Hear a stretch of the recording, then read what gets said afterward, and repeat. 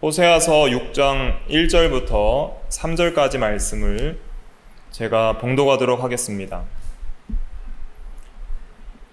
1절 오라 우리가 여호와께로 돌아가자. 여호와께서 우리를 찢으셨으나 도로 낫게 하실 것이요 우리를 치셨으나 싸매어 주실 것임이라. 여호와께서 이틀 후에 우리를 살리시며 셋째 날에 우리를 일으키시리니 우리가 그의 앞에서 살리라. 그러므로 우리가 여호와를 알자. 힘써 여호와를 알자. 그의 나타나심은 새벽빛 같이 어김없나니 비와 같이 땅을 적시는 늦은 비와 같이 우리에게 임하시리라 하니라. 아멘. 3절 말씀 우리 다 같이 한번 읽어보겠습니다. 시작. 그러므로 우리가 여호와를 알자. 힘써 여호와를 알자.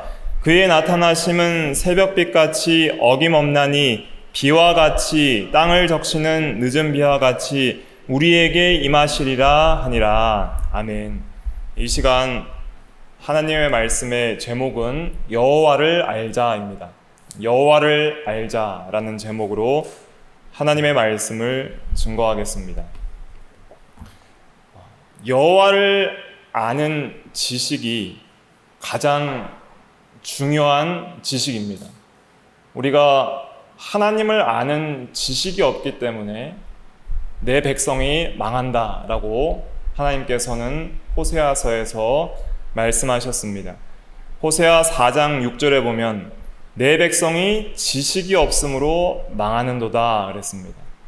그래서 하나님을 아는 것이 곧 생명이고 영생입니다. 그래서 영생은 곧 이것이니 유일하신 참 하나님과 그가 보내신 자 곧 예수 그리스도를 아는 것이 영생이라고 요한복음 17장 3절에도 증거하고 있습니다.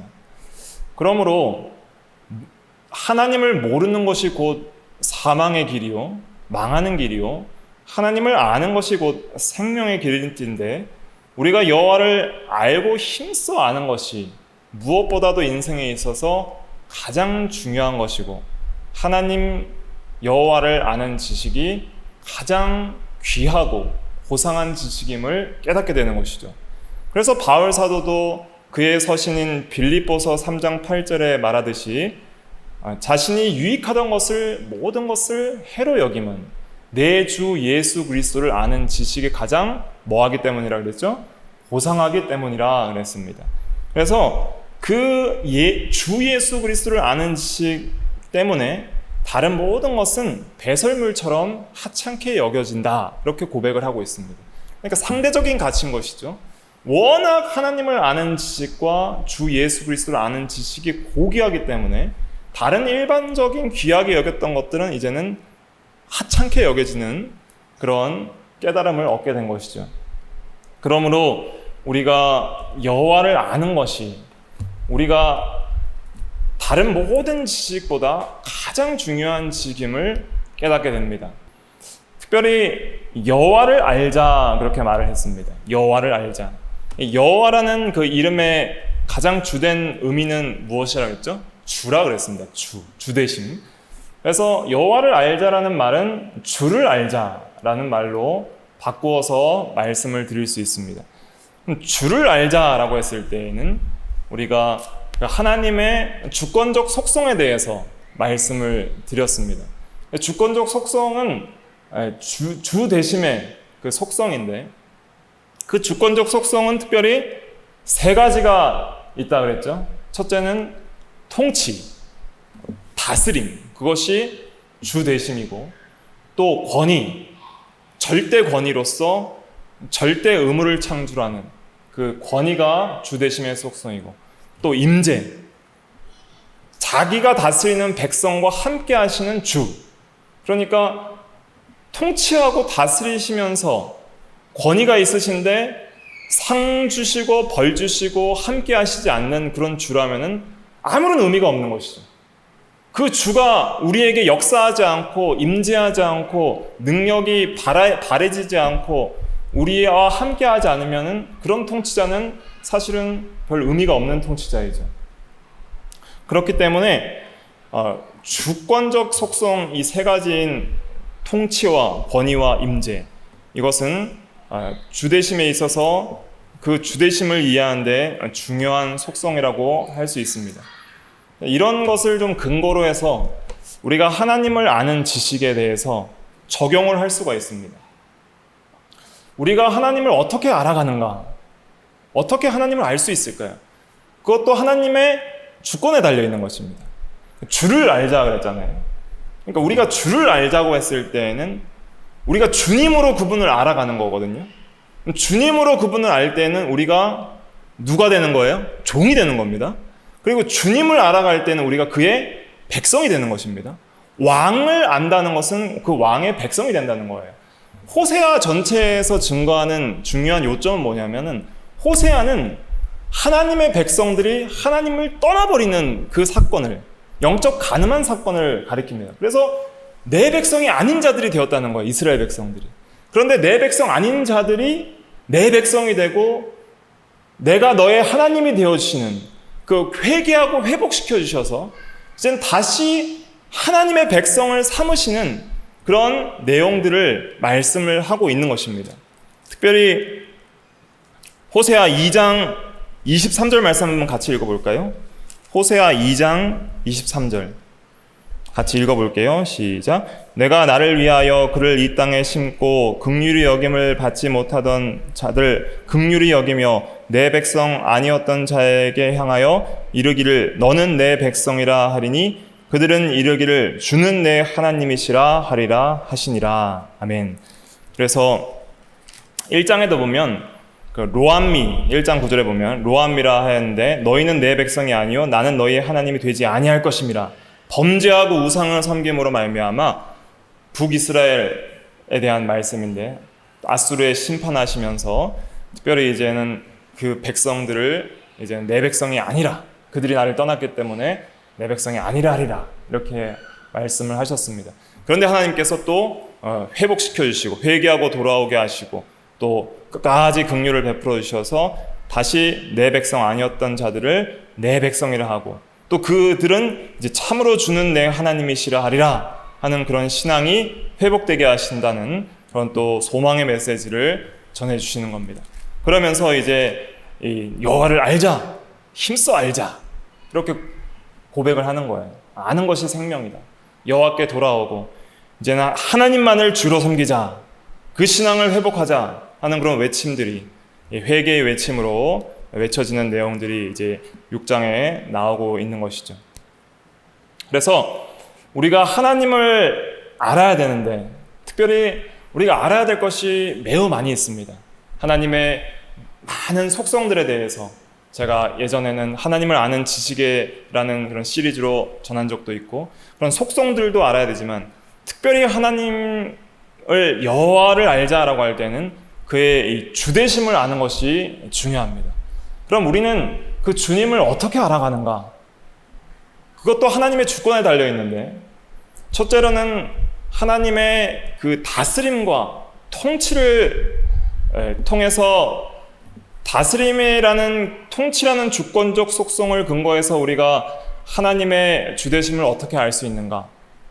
그것을 생각해 볼 때에는 하나님께서는 실제로 자신을 주권적으로 알려주심으로써 우리가 하나님을 알게 하시는 것입니다.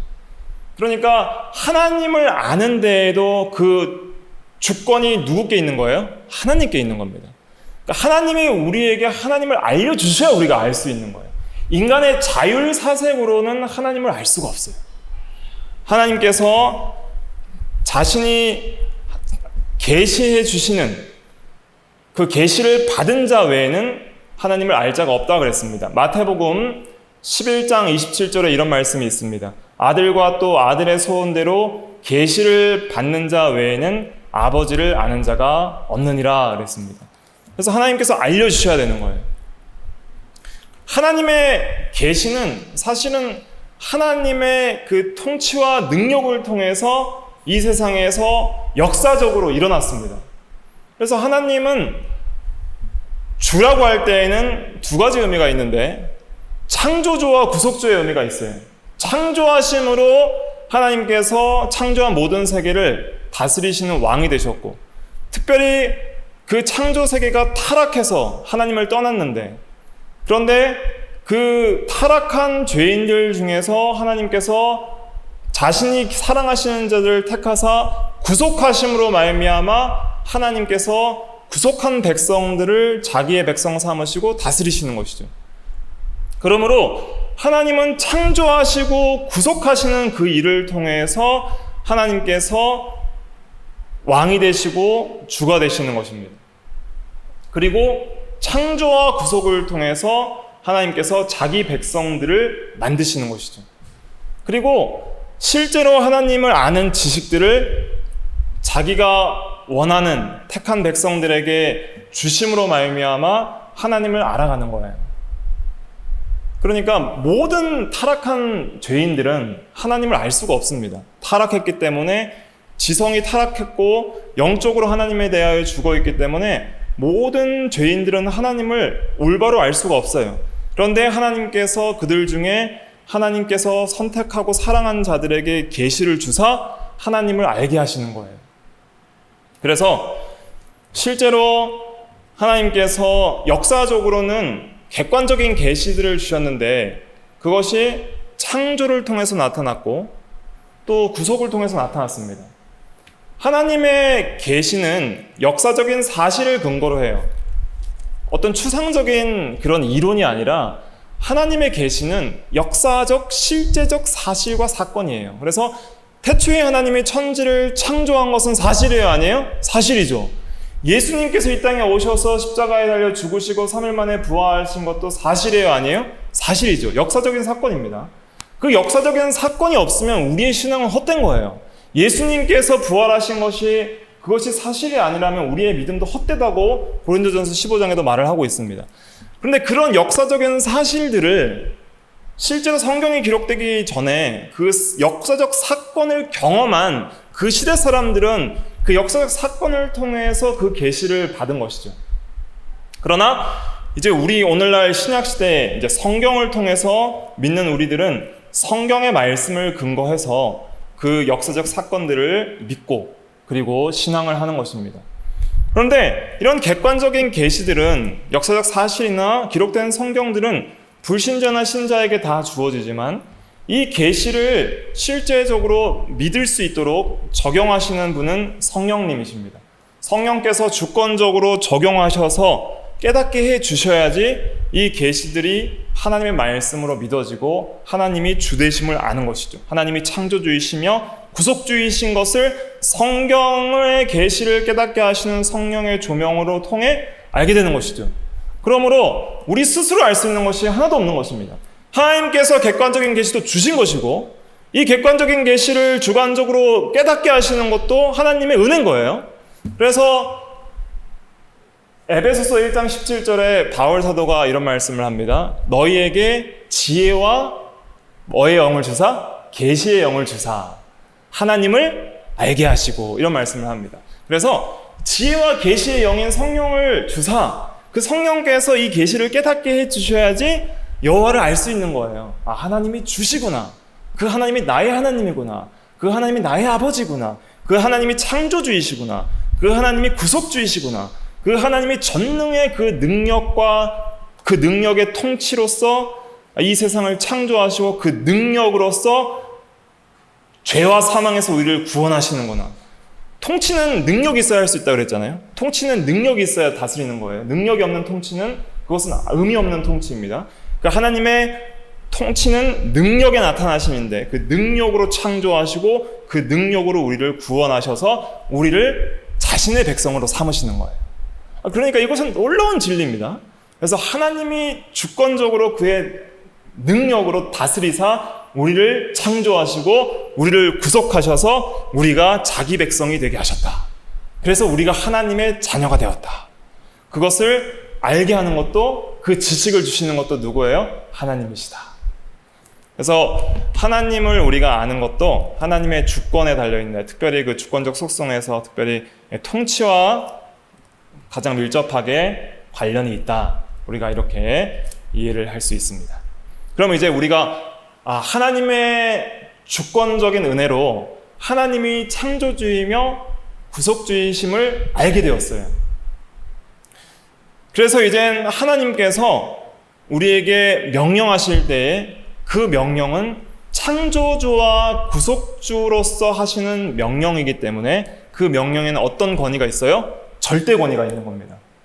하나님보다 높으신 분이 없고 하나님은 나의 창조주요 구속주이시기 때문에 하나님의 모든 말씀들은 절대 권위가 있고 이제는 우리는 그것을 믿고 순종해야 될 절대 의무가 있습니다. 그래서 우리에게 있는 하나님을 아는 지식은 어떤 지식이어야 되냐면은 하나님의 먼저는 통치 아래에 있는 지식일 뿐만 아니라 둘째로는 하나님의 권위에 복종하는 지식이 되어야 됩니다. 그래서 세 가지로 정리하시면 되는데 첫째로는 하나님을 여호와를 아는 지식은 하나님의 통치 아래에 있는 지식, 하나님의 다스림 아래에 있는 지식.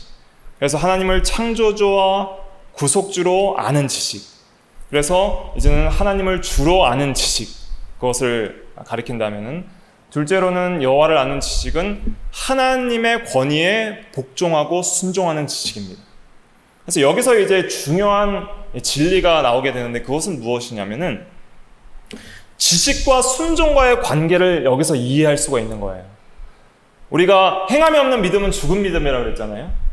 지식은 있는데 순종하지 않는 지식은 그것은 하나님을 아는 지식이 될 수 없다는 것이 하나님의 주권적 속성 중에 권위를 통하여서 우리가 이해하는 지식의 개념입니다.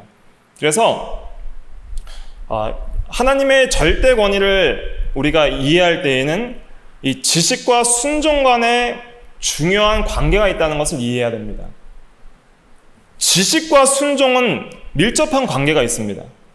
하나님께서 우리에게 지식을 주실 때에는 하나님의 말씀을 통해 주시죠.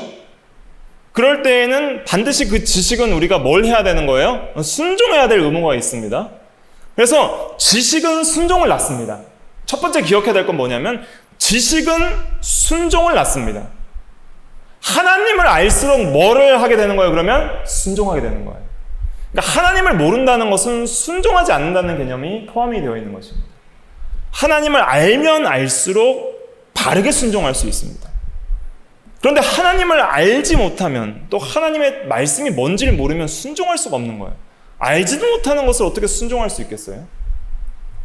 로마서 10장 2절에 이런 말씀이 있습니다. 그들이 하나님께 열심히 있으나 올바른 지식을 따른 것이 아니니라. 하나님의 의를 모르고 자기 의를 세우려고 힘써 하나님의 의에 복종하지 아니하였느니라 그랬습니다. 열심히 하나님을 섬겨요. 열심히 하나님을 믿는다고 해요. 그런데 뭘 따른 것이 아니라 그랬어요? 올바른 지식을 따른 것이 아니라. 그러니까 지식을 따라 하지 않으면 순종이 올바를 수 없습니다. 복종할 수가 없는 겁니다. 그래서 지식이 중요합니다. 지식이 있어야 순종하게 됩니다. 그리고 그 지식은 바로 순종하게 하는 지식이 되어야 된다는 것이죠. 그래서 우리가 성경을 배울 때에도 중요한 것은 무엇이냐면 단순히 지적인 즐거움을 위해서 배우면 안 됩니다. 이 성경 말씀을 배우고 우리가 이 교리들을 공부하는 데 있어서 중요한 것은 그 성경을 읽고 공부하고 하는 모든 것은 결국 어떤 열매로 나타나야 되는 거예요? 순종으로 나타나야 됩니다. 순종으로 가지 않는 지식은 교만하게 할 뿐입니다. 두 번째로는 반대로 순종은 또 지식으로 인도합니다. 지식은 순종을 낳는다 그랬잖아요. 지식은 순종하게 하는데 또 반대로 이 순종이 지식을 줘요. 그러니까 이게 서로 상호 연관되어서 밀접한 관계를 가지고 서로가 서로에게 영향을 줍니다. 순종하는 만큼 지식이 생깁니다. 예를 들면 베드로가 처음 예수님을 만났을 때에 예수님을 선생님으로 알았습니다. 그래서 예수님께서 베드로야 말씀 전하게 배 좀 띄워라. 그러니까 주여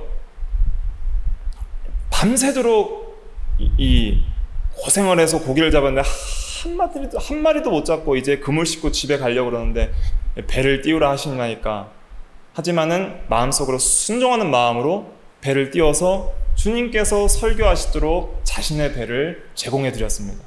그리고 주님 발밑에서 말씀을 들었습니다. 그리고 주님께서 베드로야, 깊은 데로 가서 그물을 던져라 할 때, 그때는 깊은 데 고기가 없거든요. 아무리 생각해도 안 잡히는데, 그 주님의 말씀에 뭐에 확 사로잡힌 거예요? 권위에 사로잡힌 거예요. 이 권위라는 것은 어떤 이 의심이나 변명 같은 것들을 허락하지 않는 거예요. 절대 권위라는 것은 그냥 절대 순종이에요.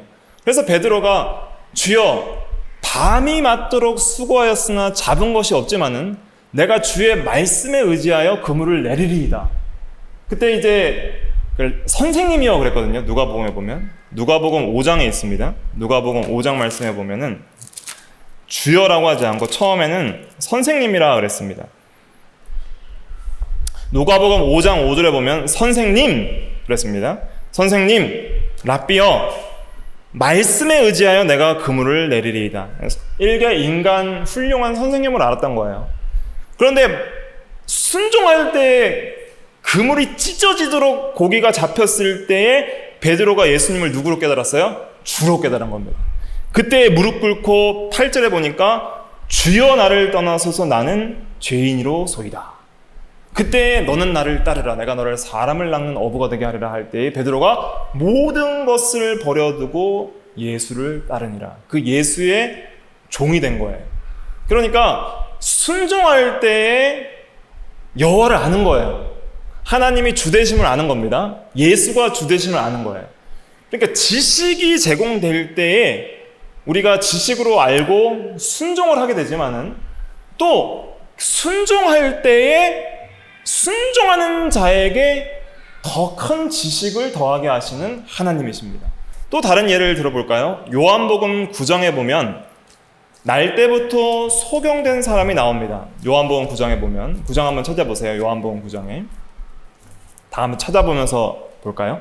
요한복음 9장 1절에 보면은 날 때부터 맹인된 사람을 보셨어요. 그래서 예수님께서 침을 뱉어서 진흙을 이겨 그의 눈에 바르시고 실로암 못에 가서 씻으라 그랬어요.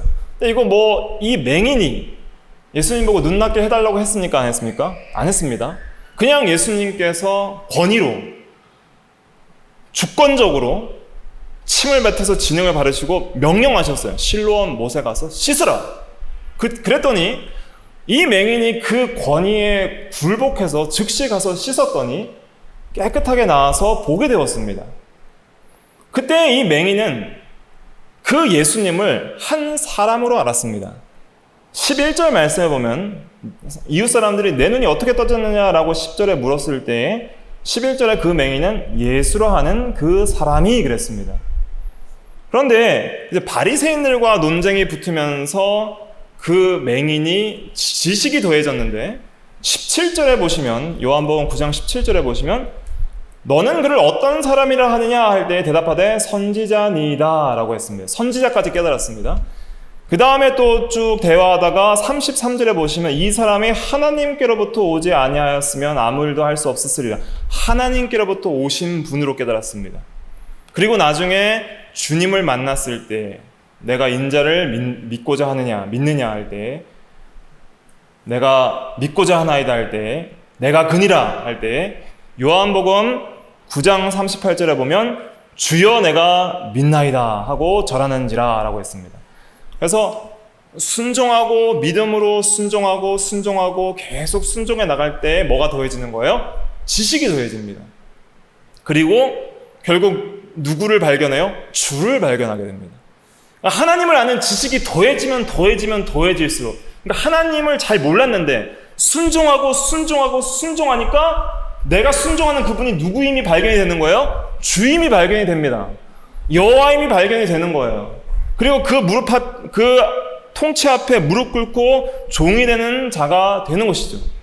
그러니까 이 지식과 순종의 관계는 뗄래야 뗄 수 없는 밀접한 관계로 거의 동의어로서 성경에서도 쓰이기도 합니다.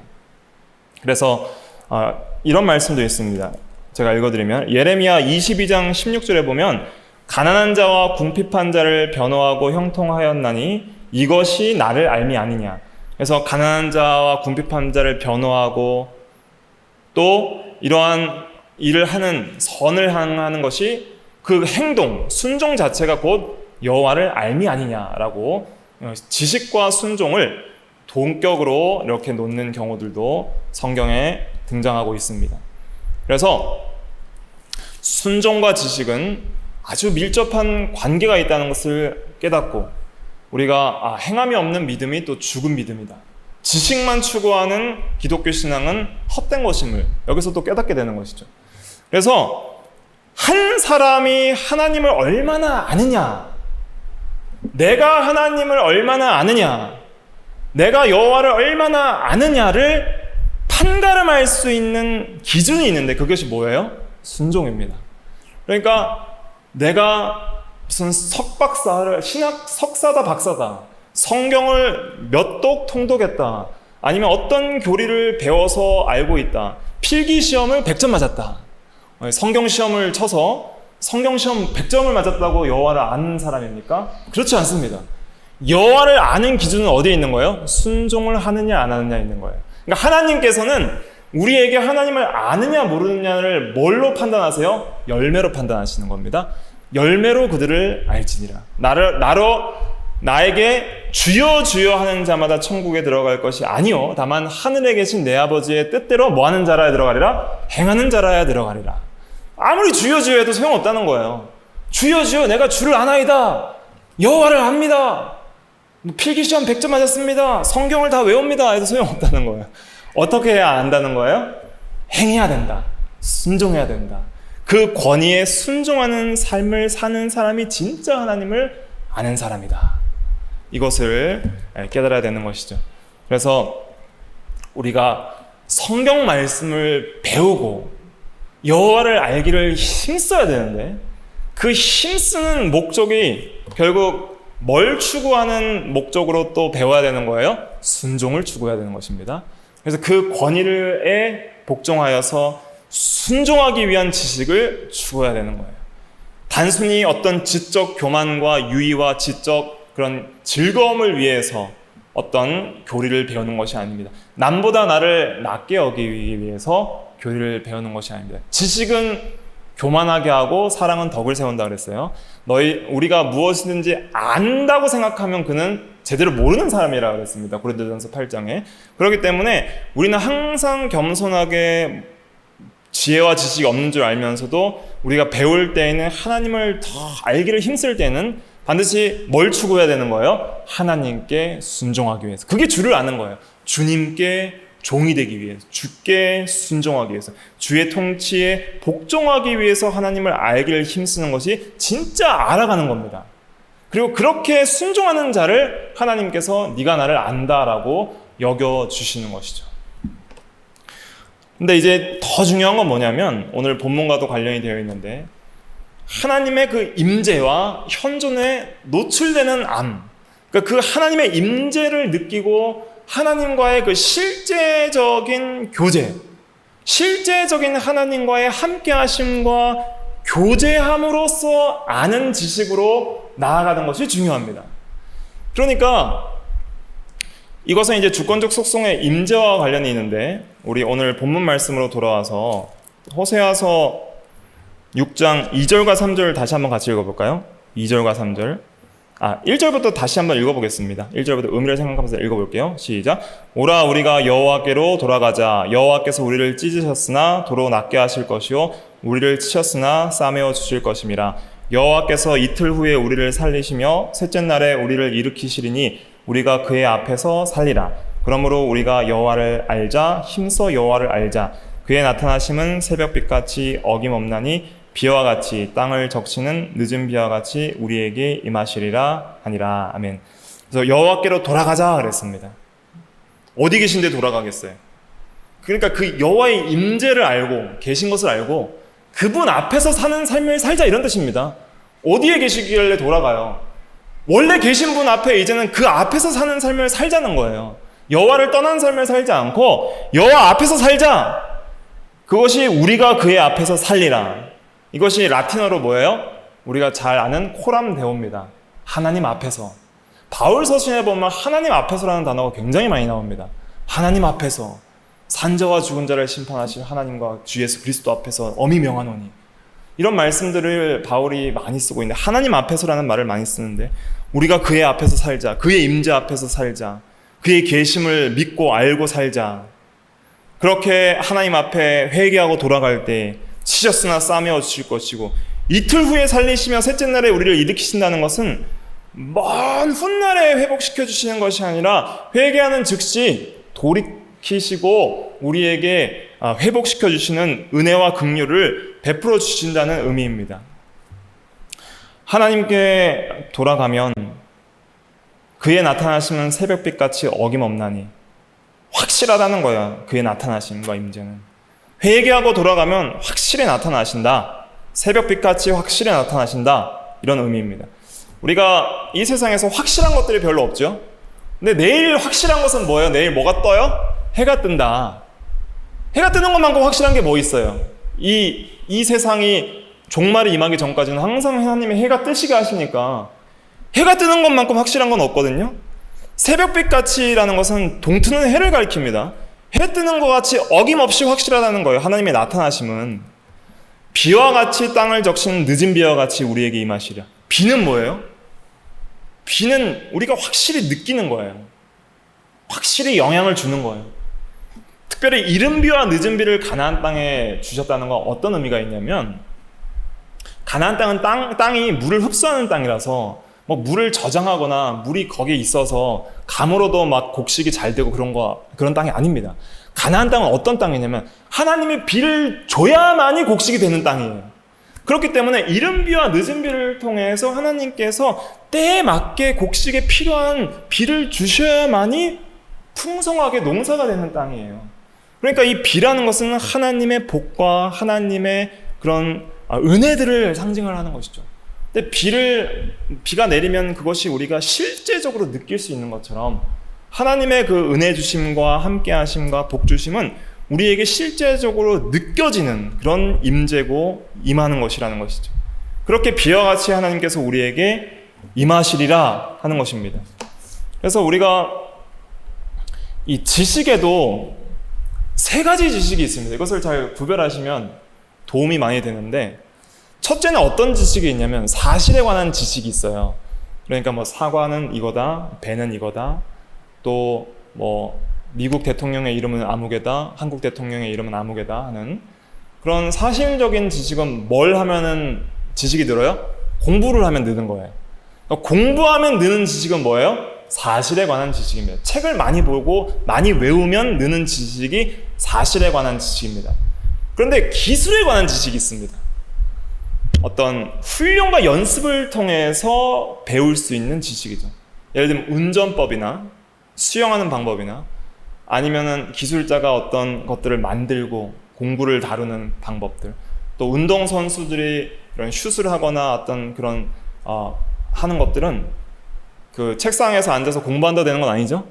이론을 알고, 정확한 이론을 알고 그 이론에 맞게 뭘 해야 돼요? 훈련과 연습을 해야 되는 것입니다. 그 연습을 통해서 몸이 익히는 지식들이 있어요. 그러니까 오랫동안 운전을 안 하다가 또 운전 고수들이 운전을 하면은 뭐 며칠 안 해도 금방 하잖아요. 그거는 운전이 몸에 익었기 때문에 몸이 기억을 하는 거예요. 그것은 기술적인 지식입니다. 그런데 인격에 대한 지식은 달라요. 그러니까 사람과 사람의 사귐 가운데 누구를 아는 지식, 하나님과 인간이 서로를 아는 지식은 그것은 인격에 관한 지식입니다. 관계적 지식이고 사귐에 관한 지식이고, 특별히 사랑이나 미움 같은 것들을 전제하는 지식이죠. 그래서 인격에 관한 지식, 인물들을 아는 지식은 좀 다릅니다. 예를 들면 어떤 정치학자가 미국의 대통령을 아는 것과 그 미국 대통령의 아들, 딸이 그 대통령을 아는 것이랑은 다르겠죠. 정치학자는 그 대통령의 정책이나 어떤 사상들을 연구할 수는 있겠지만 그 아들, 딸이나 부인은 그 대통령의 뭘 알아요? 사람 자체를 아는 거예요. 인간됨 자체를 아는 거예요. 근데 그것을 아는 방식은 뭐예요? 사귐과 교제와 함께함이 가까울수록 아는 거예요. 그러니까 가까이 할수록 그 사람을 더 깊이 알아가게 되는 겁니다. 이런 말이 있죠. 눈에서 멀어지면 뭐에서도 멀어진다고요? 마음에서 멀어진다.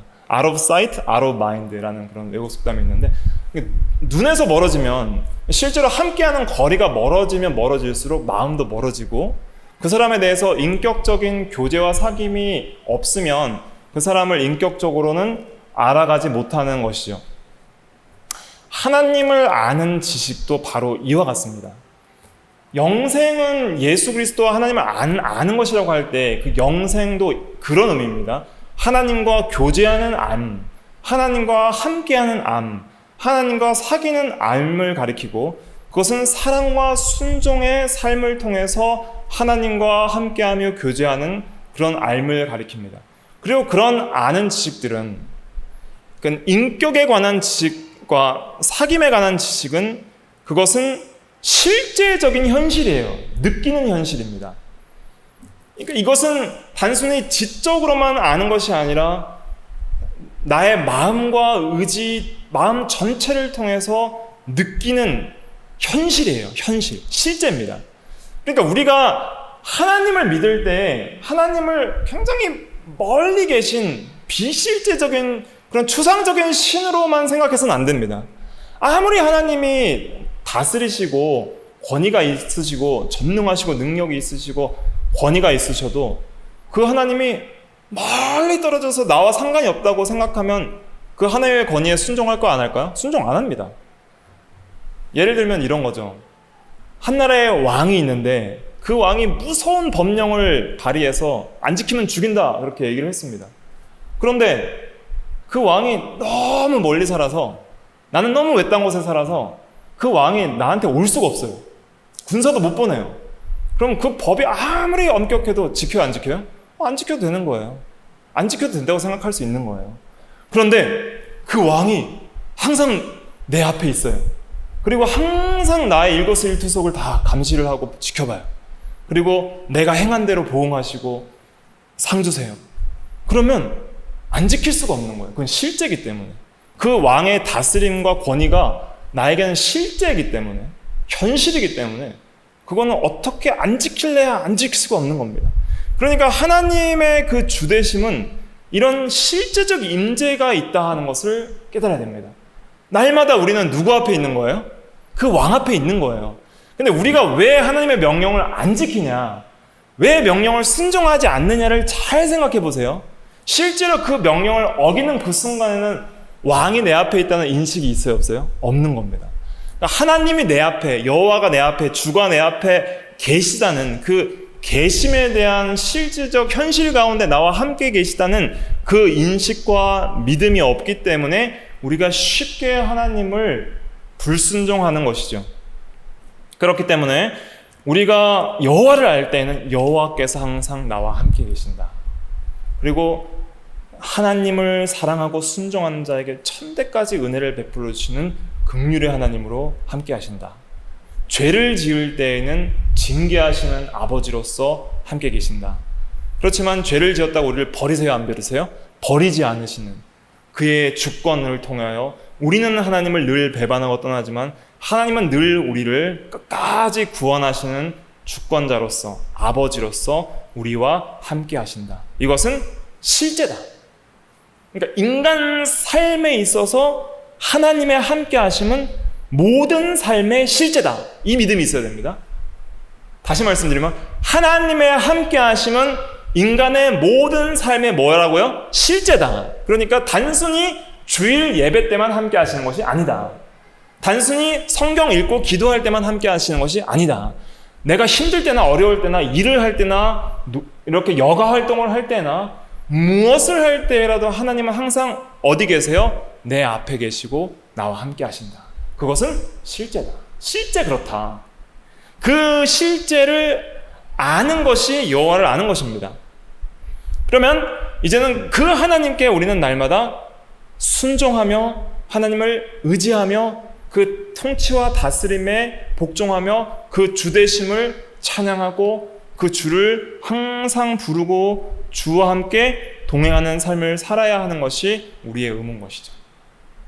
그래서 실제로 여호와께서 우리와 함께 하시고 우리를 사랑하십니다. 하나님께서 그렇게 우리를 사랑하십니다. 우리와 함께 하시고 우리를 너무 사랑하셔서 우리와 함께 하시기 위해서 예수를 내어주신 것입니다. 그래서 함께 할 수 없는 죄인과 함께 하시려고 우리를 구속해 주셨습니다. 그래서 하나님도 우리를 아십니다. 하나님이 우리를 아셔요. 그 말씀이 로마서 8장에 있죠. 우리가 하나님을 알아야 되는데 먼저 하나님이 우리를 아시기 때문에 우리가 하나님을 알 수 있는 겁니다. 로마서 8장 한번 찾아볼게요. 로마서 8장 29절입니다. 로마서 8장 29절. 신약성경 250페이지 로마서 8장 29절 말씀 같이 읽어볼게요. 시작. 하나님이 미리 아신 자들을 또한 그 아들의 형상을 본받게 하기 위하여 미리 정하셨으니 이는 그로 많은 형제 중에서 맏아들이 되게 하려 하심이니라. 아멘. 하나님이 미리 아신 자들을 미리 정하셨다 그랬습니다. 하나님이 모르시는 것이 있어요? 없습니다. 하나님은 전지하십니다. 굳이 여기서 하나님이 미리 아셨다. 그래서 출애굽기 33장 17절에도 보면 모세에게 이런 말씀을 합니다. 내가 너를 이름으로도 안다. 또 예레미야 1장 5절에도 보면 예레미야에게 이런 말씀을 합니다. 네가 모태 짓기 전에 내가 너를 알았고 내가 너를 안다. 이런 말씀을 합니다. 그리고 그런 동일한 하나님께서 우리를 아십니다. 우리를 미리 아십니다. 미리 아신다는 것은 어떤 의미가 있냐면 우리를 사랑하신다는 의미가 있는 것입니다. 우리를 사랑하신다는 의미가 여기에 담겨 있습니다. 단순히 아신다는 것은 당연히 아시는 거예요. 근데 그 당연히 아심을 이렇게 말씀하시는 것이 아니라 우리를 사랑의 대상자로 아시고 사랑하신다는 의미가 여기서 아신다는 의미입니다. 이런 방식으로 불신자들에게는 말씀하지 않습니다. 불신자들에게는 내가 너희를 도무지 알지 못하느니라. 불법을 행하는 자들아 내게서 떠나가라. 그러나 우리에게는 내가 너를 이름으로도 안다. 내가 너를 짓기 전에 알았다. 이렇게 말씀을 하십니다. 그 말씀은 뭐냐면 내가 너를 사랑한다는 뜻입니다. 그리고 그 사랑의 방식들을 우리에게 알려주십니다. 그 사랑의 방식은 계명을 순종하는 겁니다. 그러니까 하나님을 사랑하는 것은 이것이니 그의 계명을 뭐 하는 거예요? 순종하는 것입니다. 그렇다면 우리는 그 지식과 순종의 관계를 온전히 이해할 수가 있습니다. 왜 지식과 순종은 동의어인가? 하나님이 우리를 아시는 것이 곧 사랑이기 때문에 그 아시는 방식이 곧 사랑함으로 사랑하는 방식으로 아시기 때문에 우리도 하나님을 사랑하는 방식으로 알아야 됩니다. 그것이 순종입니다. 사랑은 곧 순종입니다. 나를 사랑하는 자라야 내 계명을 뭐 한다 그랬어요? 지킬 것이라 그랬습니다. 그래서 하나님을 모르는 자들은 그러면 하나님을 어떻게 할까요? 불순종합니다. 그리고 하나님께서 모르는 자들을 하나님께서 미워하십니다. 그러니까 인격적인 관계는 꼭 사랑의 관계만 있는 게 아닙니다. 인격적인 관계는 사랑의 관계도 있지만 미움의 관계도 있고 적대적 관계도 있습니다. 우리와 하나님의 관계는 원수 관계였습니다. 우리는 하나님을 주로 섬기지 않았던 자들입니다. 자기가 주인된 삶을 살았고 세상의 임금인 마귀를 주로 섬겼던 자들입니다. 그런데 이제 여호와께로 돌아가야 됩니다. 날마다 돌아가야 됩니다. 왜냐하면 매일매일 우리는 내가 주인된 삶으로 자주자주 돌아가면 하나님을 반역하기 때문입니다.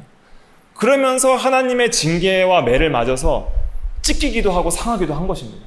그래서 우리가 여호와께로 돌아가자. 이제는 그 앞에 살리라 하는 신앙을 매일매일 고백하고 회복해야 됩니다. 그래서 여호와를 알자, 힘써 알자 할 때는 여호와의 뭐 되심을 알자는 거예요? 주 되심을 알자. 다른 주는 없다. 유일한 주는 하나님뿐이다.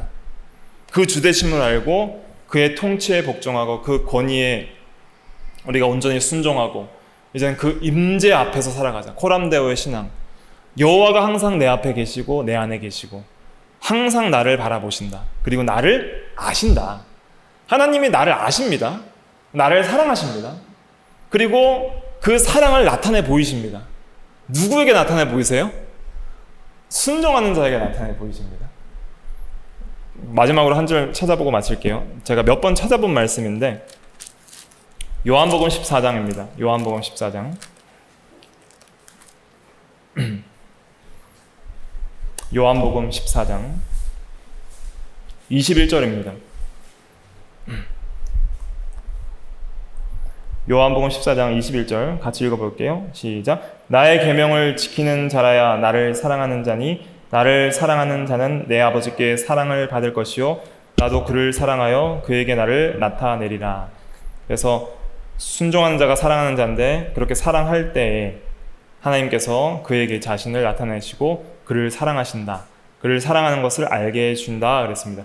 한 구절만 더 찾아볼게요. 요한일서 4장 요한일서 4장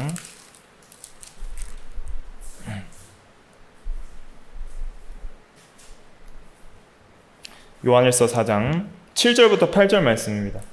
요한일서 4장 7절부터 8절 신약 391페이지 4장 7절부터 8절 같이 읽어볼게요. 시작. 사랑하는 자들아 우리가 서로 사랑하자. 사랑은 하나님께 속한 것이니 사랑하는 자마다 하나님으로부터 나서 하나님을 알고 사랑하지 아니하는 자는 하나님을 알지 못하나니 이는 하나님은 사랑이심이라. 그래서 사랑할 때에 하나님을 알고 아는 자가 하나님을 사랑한다. 또 이웃을 사랑한다 그랬습니다.